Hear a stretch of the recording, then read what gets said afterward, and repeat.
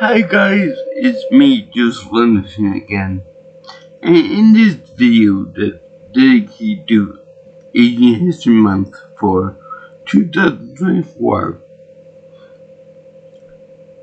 I have here something that has to do with the secondary Asian history. Something that you don't really think of too much when you think of Asian History Month, because you think of the Koreas, Japan, China, Taiwan, maybe the Philippines, and the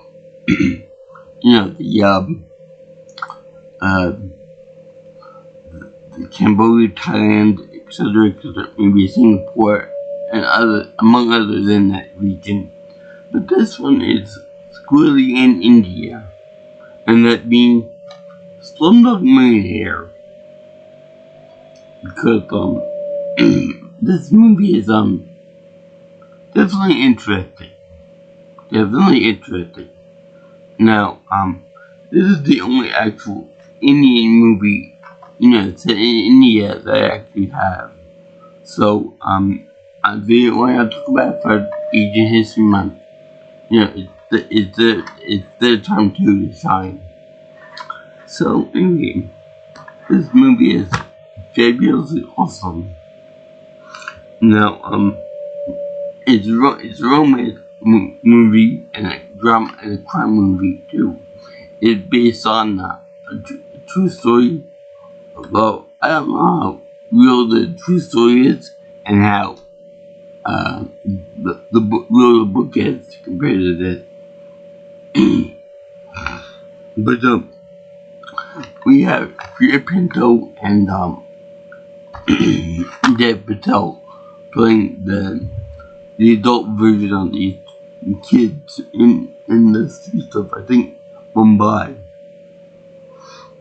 And it's really quite telling with how interesting all the stuff is in Mumbai, and that they are destitute over there. They're so destitute that they have to resort to begging and all kind of other things to survive. But let's begin with the movie at the beginning, where they have like a torture scene with Dev Patel being hanged by his uncle, like this, with being electrocuted and whatnot. And he's accused of cheating the system. Now, when I say cheating the system, I mean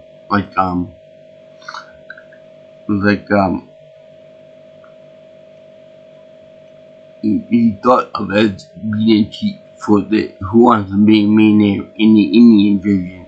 Now, I don't know what the actual exchange rate for rupees are. Not the London of the rupees, but the rupees of the currency system. I believe that in this movie, I think it's like 5 to $1, 5 rupees per $1. Because I think it's like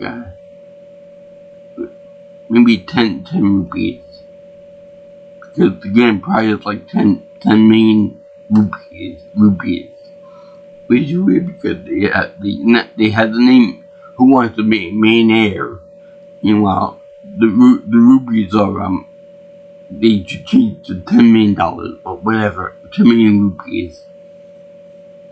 And this whole torture scene reminded me of an extended cut of what happened in Grand Theft Auto 5 with Trevor and the guy I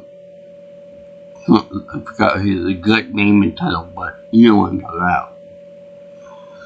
Now we keep getting flashbacks of him as a child and when he's going through his life on the streets of Mumbai, and how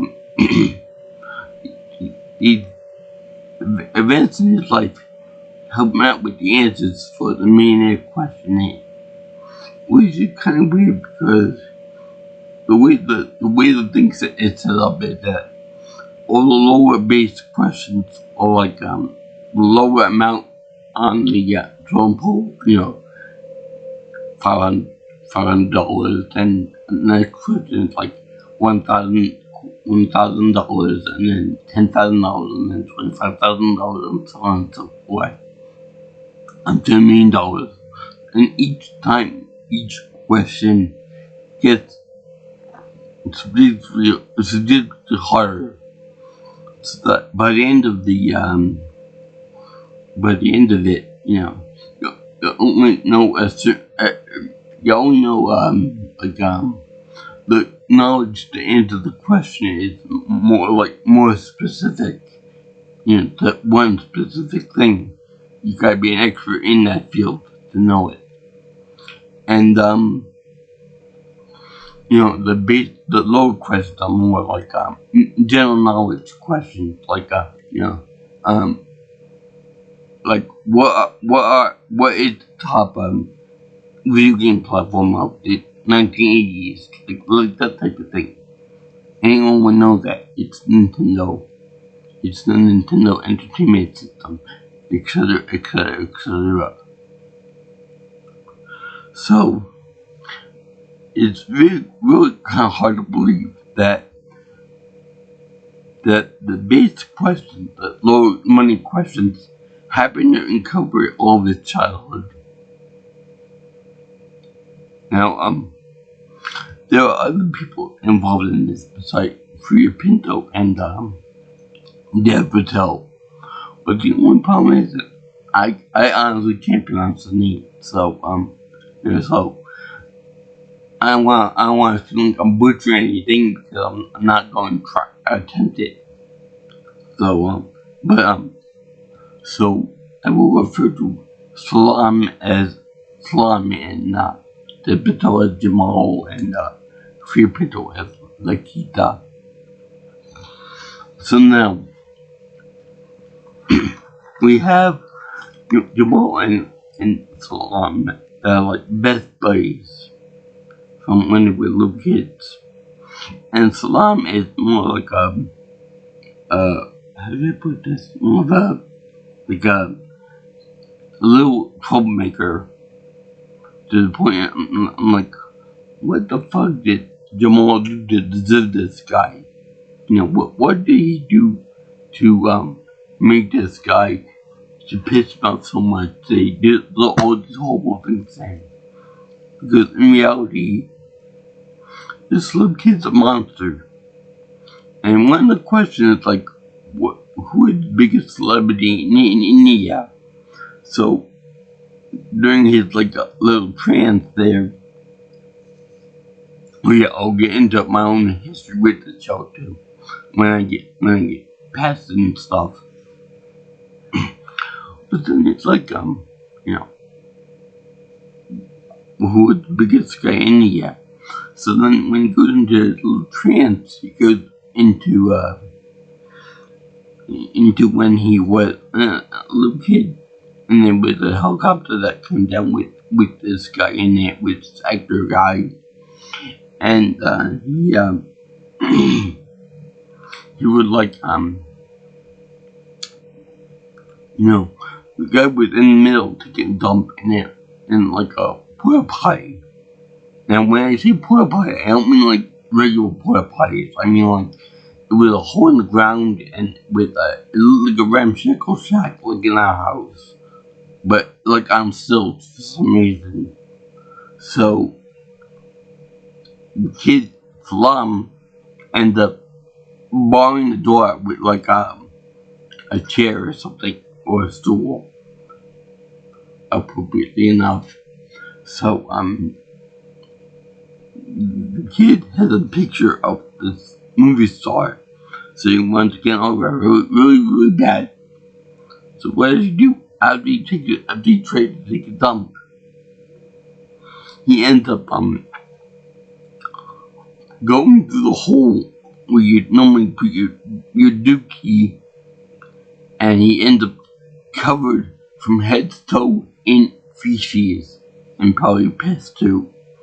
So then he goes over to where this guy is, where Slum is, to where this movie star is coming out, and then he ends up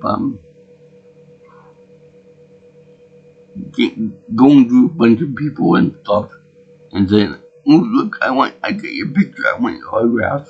So so rather than the crowd, unbelievably, going, "Ooh, this kid's let me back away from him." The kids actually plug through, and they go through the crowd, and rather than the guy saying, you think you get a shower or take a bath or whatever, he ends up not going through that and giving the kid the autograph anyway, even though he's covered in poo. So then later on, we see that Slum is over like, but I want that autograph. So then he gets revenge on him by taking the autograph and selling it to this guy for movie tickets. Of all things, they buy movie tickets. The cheap little movie tickets. It's called like 50 cents. Or whatever they cost in rupees or whatever it was. So, that's that. Then, another question about where he becomes like a beggar in like a group of homeless people, and he ends up can become a beggar, but the beggars, they want to make him blind because blind people earn more money. So I don't know how much you can feel about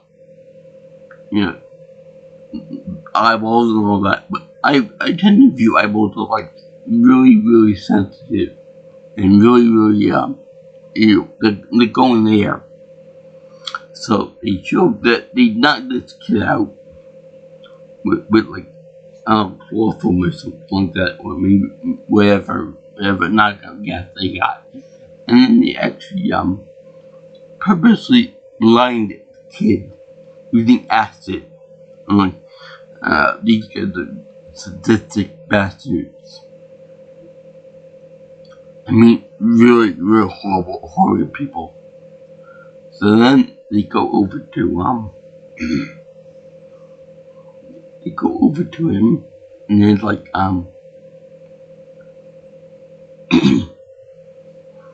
they're horrified at this. So then Slum says, "Your mom's gonna be next, so I better do something or say something." Now, before they get this, they show that they made a new friend, Lakita. Now, she's a little kid at this, which I like in the end credits when they show the people like as little kids, and they show them as adults and kids and whatnot. So they show all three actors at once with their names, which, like I said, I can't pronounce, but that was really nice. Then they show, they get Jamal. He's next to be treated, to be sentenced and treated, becoming purposely blind. So, like, okay, let me see, he's been best buddy. So he redeemed himself by running away with Lakita, although she doesn't get on the train in time, and Jamal, they both run away from it after after shooting the acid in the guy's face. Now, this goes to show you that the people in India, the very poor are, or like I said, very poor, very destitute, not by choice. So, as the movie goes along, you see these two brothers get along with each other, and then toward the middle of the movie, you see Slum actually defending Lakita after they found each other and stuff. She's still in possession of from a guy who tried to kill him with acid and stuff. So then they all show him, and you know how much the little version is worth. Now it's obvious at this point that this guy is a pimp, and he wanted to pimp out a little girl. Now it's really quite fascinating that I knew someone that worked in a convenience store near in my town who was from India and who had a daughter. And he didn't want to raise the daughter up in that environment, so he moved to America. Which I assume him for that. So now, then he ends up putting a gun in his wrapped up in like a blanket or something to muffle the sound, and then he very boss-like points a gun in the guy's face and says, "Now you saw, but this is the guy with the gun." Pow! Right in the guy's face. They collect the money and then they run away again after being reunited again. So it's funny because Salam kind of redeemed himself a little bit, but then he demands that the monk go away because he wants to sell the girl of Virginia again, the highest bidder again. Now, all throughout this movie, we see that adult Jamal is doing his one of the main show, and the guy is like a Regis Tillman, the villain. You remind me of my uncle Darius.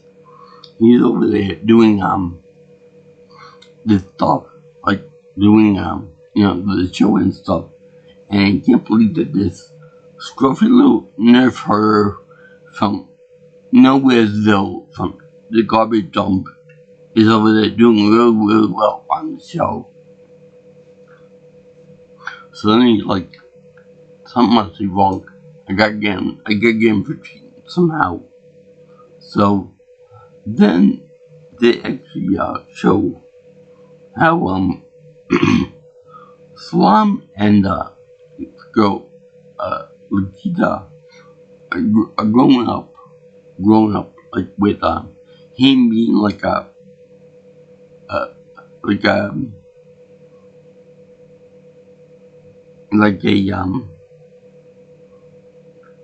what do you call it, like a go-to guy.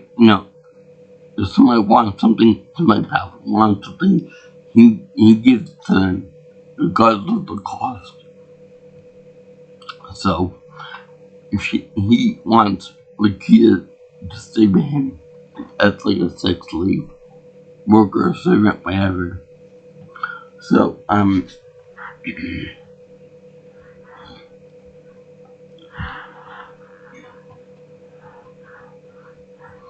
so then he ends up hanging out that she's with this guy and he's in like a big boy that has like really big in fortune stuff. Now, we assume that he's some kind of a drug baron or a pimp or something. Well, something along those lines. And it's really kind of unfair that she's treated like shit to him. Now, Dev Patel and Free Pinto in real life found love in this movie. Wish I could do that, but they found love in this movie. And she's it's believable in this movie because look on his face when he first sees her, like, and they embrace each other.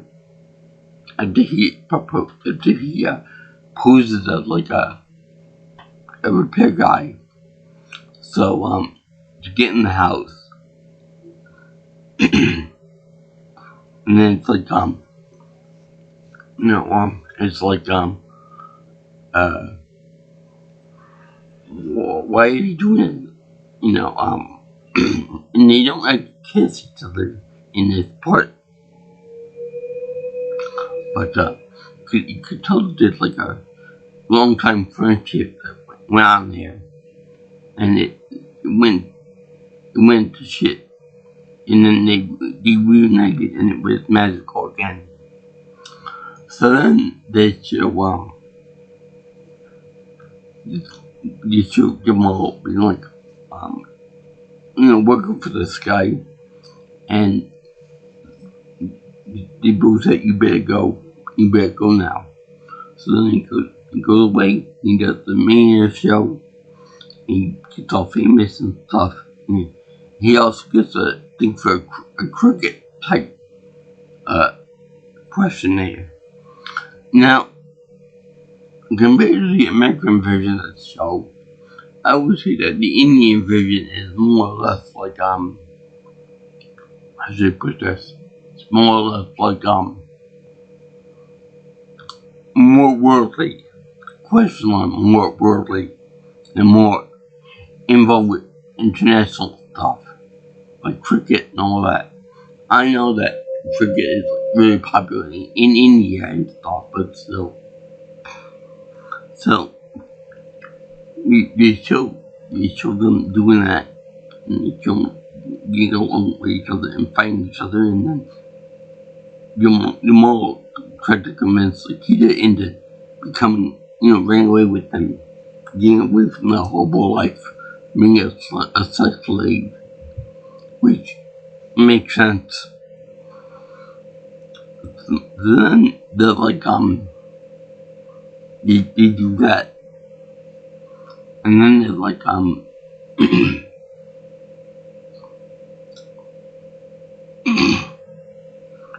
they like do that. And then he is over there waiting for him at the train station. A very filthy train station, mind you. And I also like the fact that we use tuk-tuks, 3-wheel taxis. And they use the tuk-tuks, and they do that chase thing with them and stuff. But that's the point.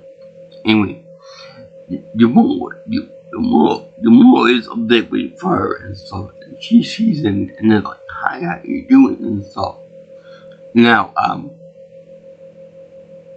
the next part is that Slum is behind her, chasing her down, and forces her into a car. Well, meanwhile, the more is like, no, I'm gonna get you back, and all that stuff. And they demand that he is brought back and stuff. Now, what happens is, that Buddy in the fifth, you see that there's like they're like destined to be together, but there are things that force them apart. So, anyway,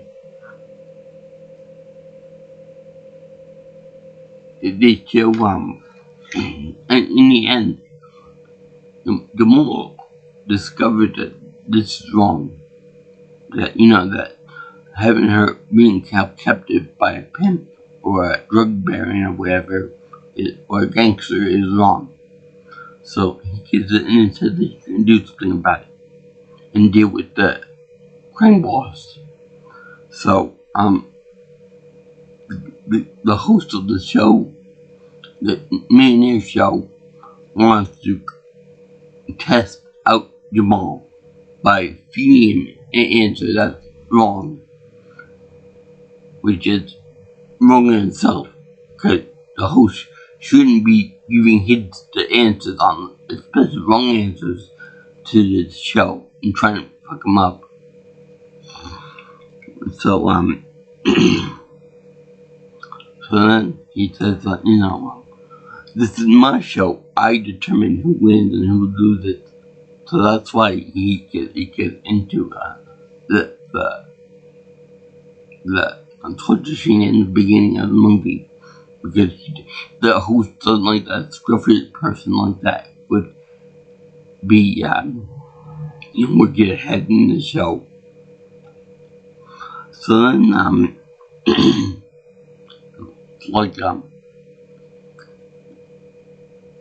it's like what? Why is it like this? Hey, I have no idea. Maybe the skin color or whatever that is.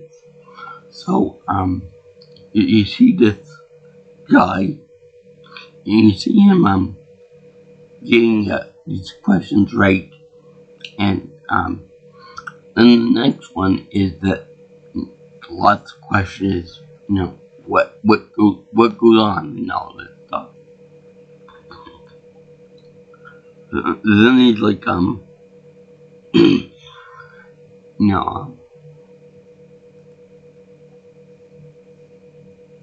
during the show period, what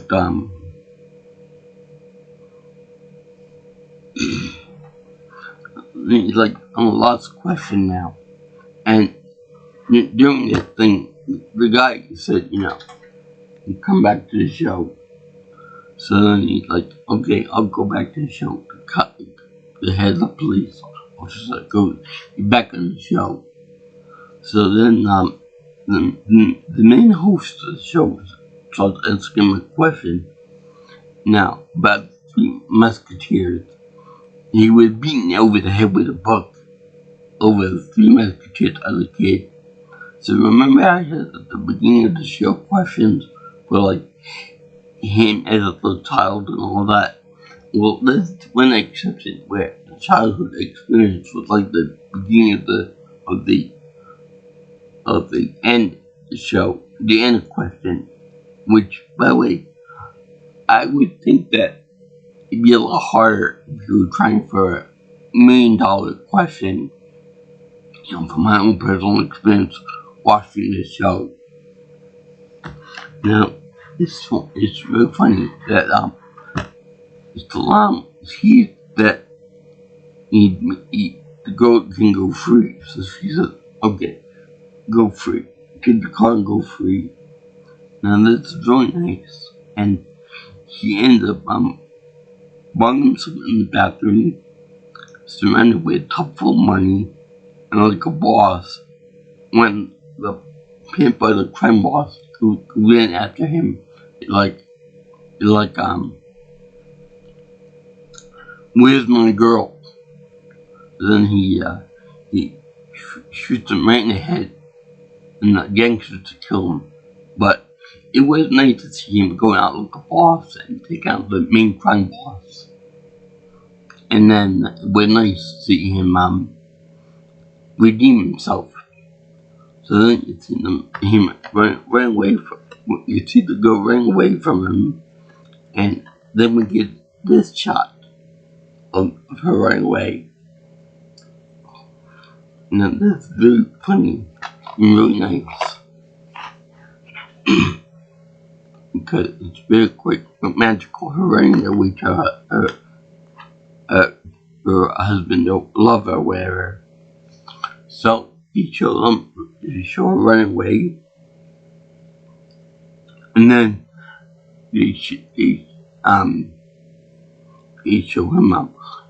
Jamal called a friend about the question, and it just happened to be the brother, the Slum, on the phone.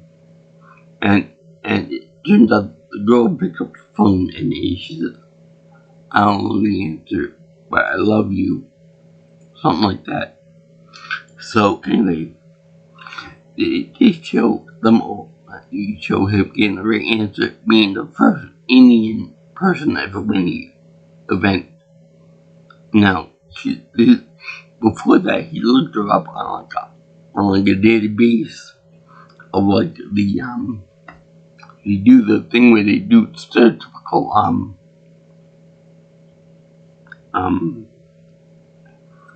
stereotypical call service or contact support for anything to like to India. You know, you always have to call Xbox, and then they got Indian support. Call for TV. They got the support in India, or kind of like a joke at this point. So then they show them doing that. That's how he finds out the address of the two people. And I guess like he did, it's a real popular name, so he looks for Slum, which is kind of weird, meaning that he's a criminal. Or would he have the address of himself with other people? So they show that the girl ends up, I don't know the answer. They end up reuniting under a train thing, under a subway train. He crosses over the train tracks for her, which is a big no. And everyone's all happy that he is being the Millionaire champion. Now, I agree with him that it's always good to win money and stuff, but he's miserable. Much like myself, that I can't find love. But he's miserable. He's waiting there. He's like this and this. Like, whereas like I can't find love in that. So he's happy that he won, but yet he's not happy that he's not with Lover. So then they end up uniting and then kissing and embracing very nicely. And that's the end of that. The movie. Very happy ending. The more end up like they meet, they embrace. You know, one shot the crime boss, and everything was all happy and glorious. By the way, I gotta say, I love the way Slum talks as an adult. By the way, I love the fact that in this movie they have opened subtitles and stuff for the people that don't speak Hindi, which is a very good thing because most people that probably saw this movie probably never even spoke a single word of Hindi in their life. And I love it for that. But they kept the message pretty short, so that was good. Anyway, I like this movie. And the redemption arc for Slum, and I find it interesting that these people are darker skin, which is kind of rare for Indian people to have as a main star. Usually they have real life skinned people as being heroes and good guys and whatnot, and romantic interests. So, anyway, I got one thing to say this. I used to be in the running for the Millionaire show, Who Wants to Be a Millionaire in America. And I tried out for the part, and the questions were basically how familiar we are with the product that we advertise on our show, on our channel ABC. So it was kind of selfish and kind of a corporate in that regard. But then you have the pill, Viagra, and they were like, "What color is the Viagra pill?" So I don't know. I'm assuming that I'm not gonna need it for a couple of years at least. So I guess blue. And he said, that's right. So you get to go on the next round. To which her mother said, how did you know what the color that pill was? And he said, it's easy, figure boys blue, and it's on the advertisement. So he said, okay. So I didn't get picked for the final role, even though I'm pretty sure I could go pretty far. Now, in the show, they said, that if Jamal gets it wrong, he goes back to 0. If he gets the $1 million question wrong, he goes back to 0. I don't agree with that because there were like little tiers in the show, like, $10,000, $25,000, anything above that, go back to $25,000. So anyway, they didn't pick me because they had, I think it might have been because I was in good care and I didn't transfer over to the sheet, that they provided for the interviews. Now, that's kind of shocking because they had, they had stools in the show, obviously, and they had stairs lead up to the main stage. So that was that. Also, there were other people in there that, this weirdo guy who had very, very tight pants on, to which for months said, none of them let him on there. None of them let him on the show. It's too weird. None of them let him here. Meredith Vieira, the next lead showman, the host. So there's that. So I never got picked. And it's before we got the guy who became the first millionaire guy in America. Like this guy with the first guy in India, I guess. Everyone was cheering him, even people that didn't know him from the slums and whatnot. They were like, yeah, the underdog wins. The underdog wins. It's like I'm gonna feel whenever I find love for the first time. I'll get into that now. As I talk about J-Ho. Now, this thing is like, very good in that regard. So now, J-Ho. Nicole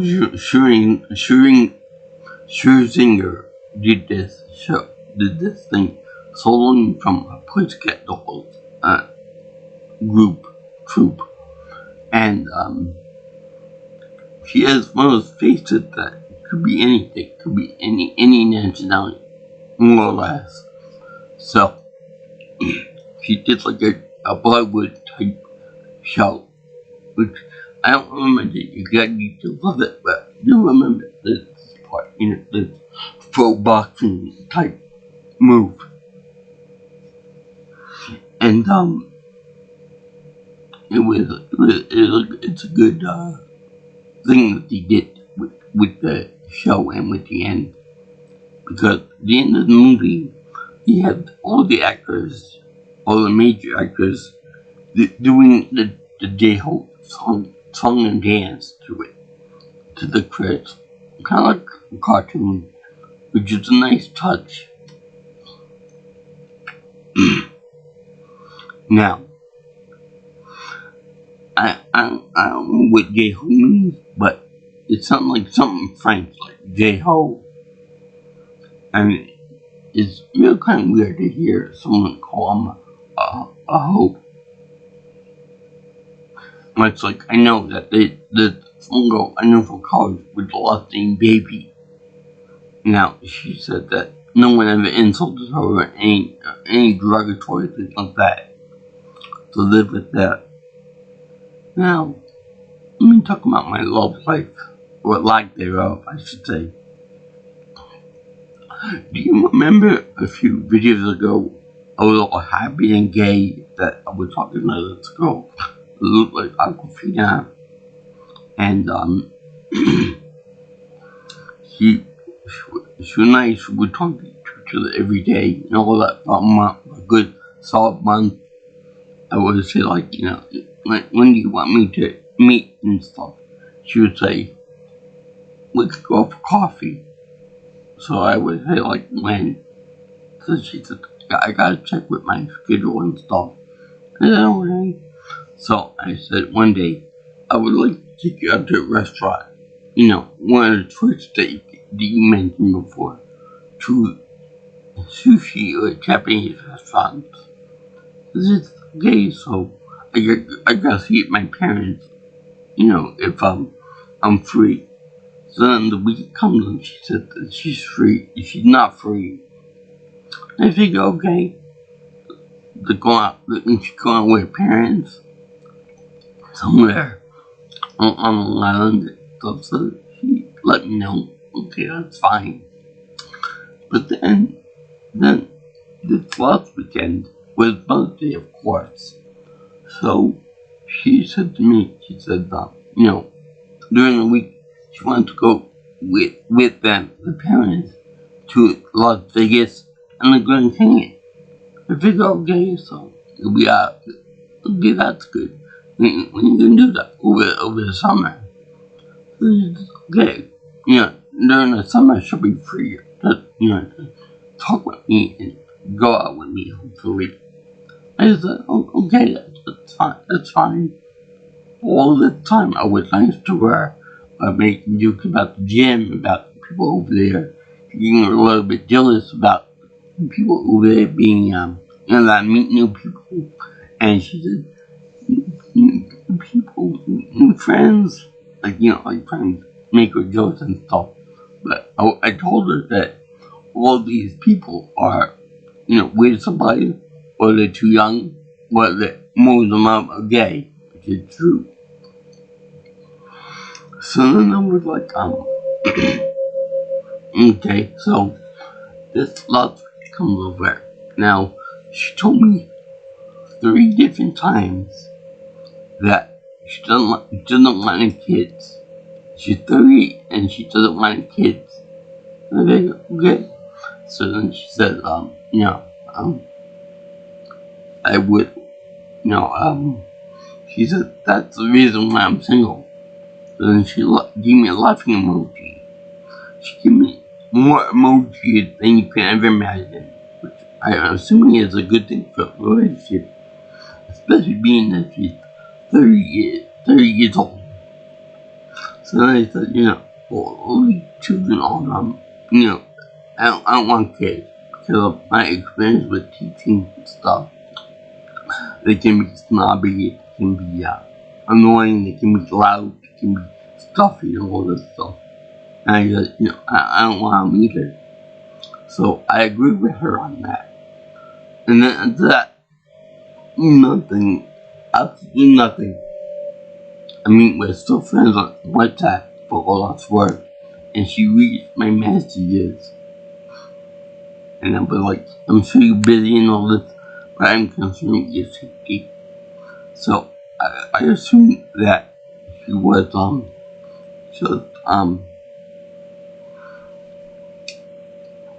just with her parents in Vegas at the Grand Canyon, and then she couldn't talk to me because she was with them. So that's that. So I assume that that's what happened with her.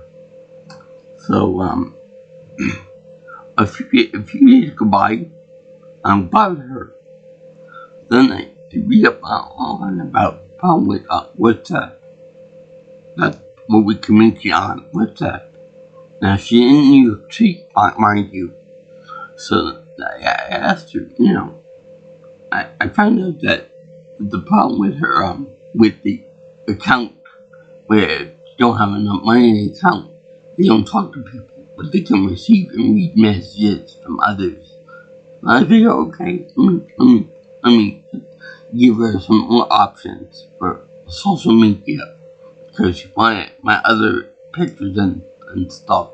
So I gave her my Twitter, my Facebook, my Instagram, and I put on my LinkedIn, because I know she's on LinkedIn for a fact, under under Santa Sharp, the bookkeeper. That's how I know that she's legitimate. So I'm like, okay. I'm like waiting for her.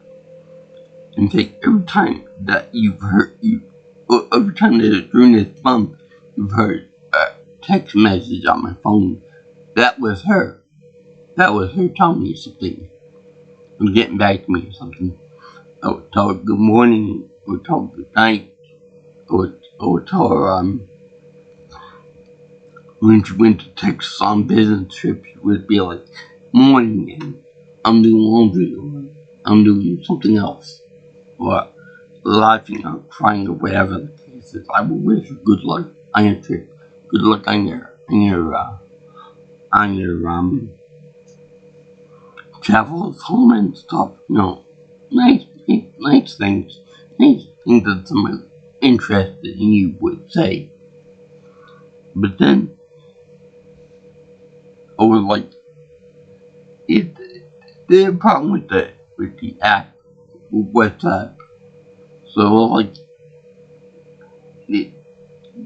there shouldn't be any other reason why she hasn't got back to me yet.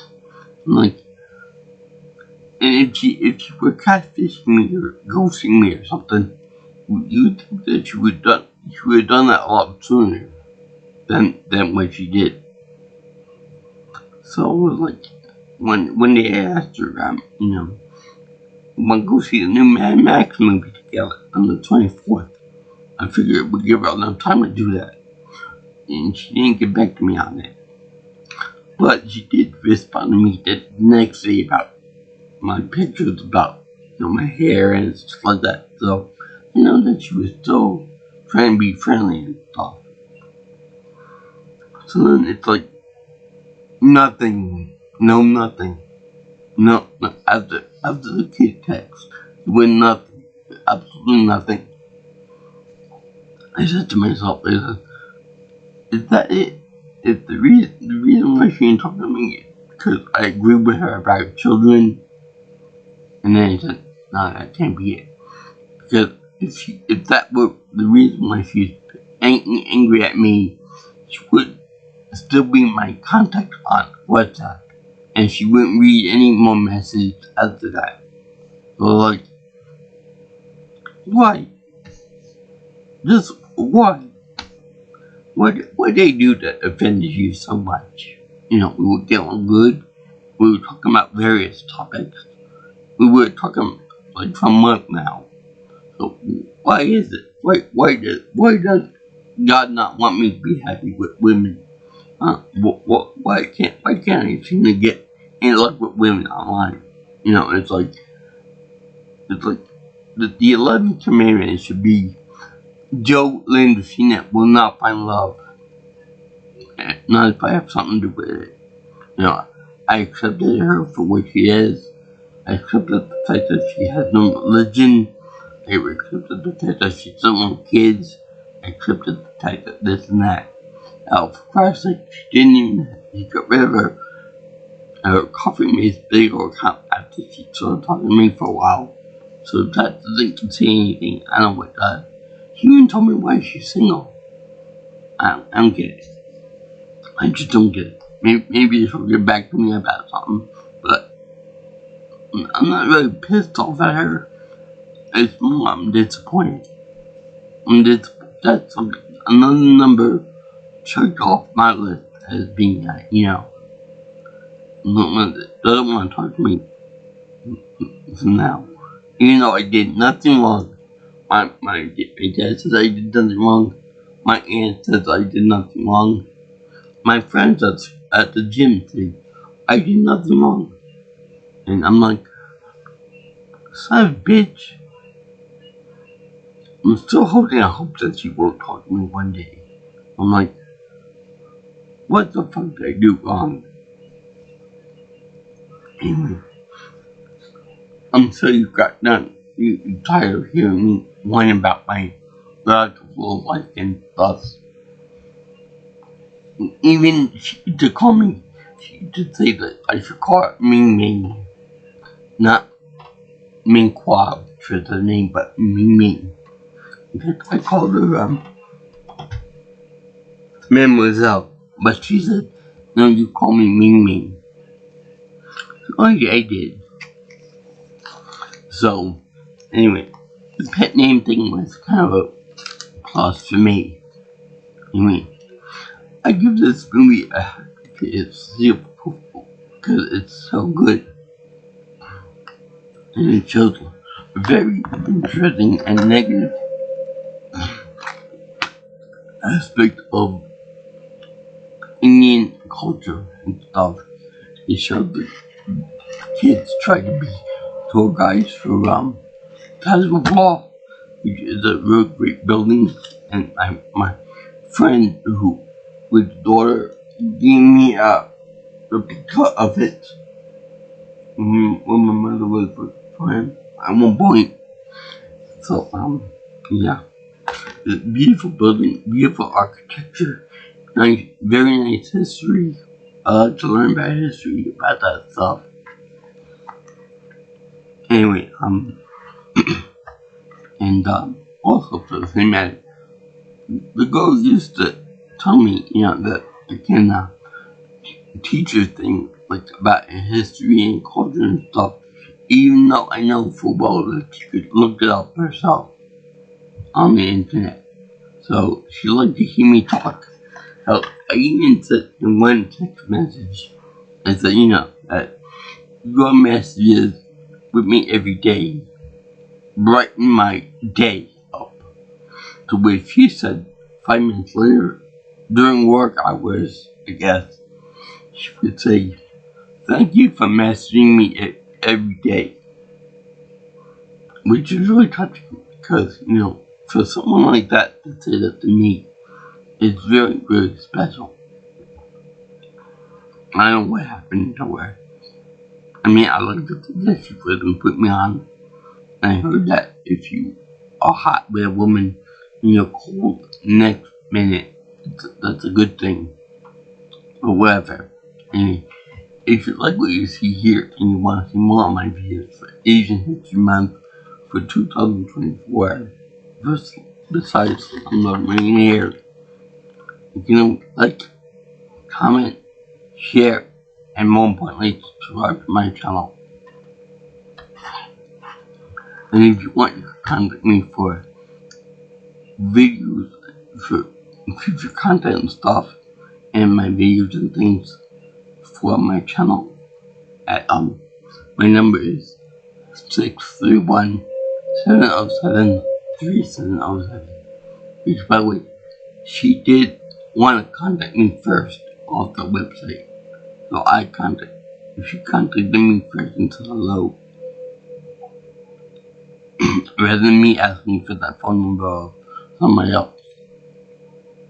And that's why my shirt for this is kind of tragic, because I don't know what to do anymore with this one. So anyway, I would like to also give you my Twitter at PMuslimPro on X if you prefer it, and also my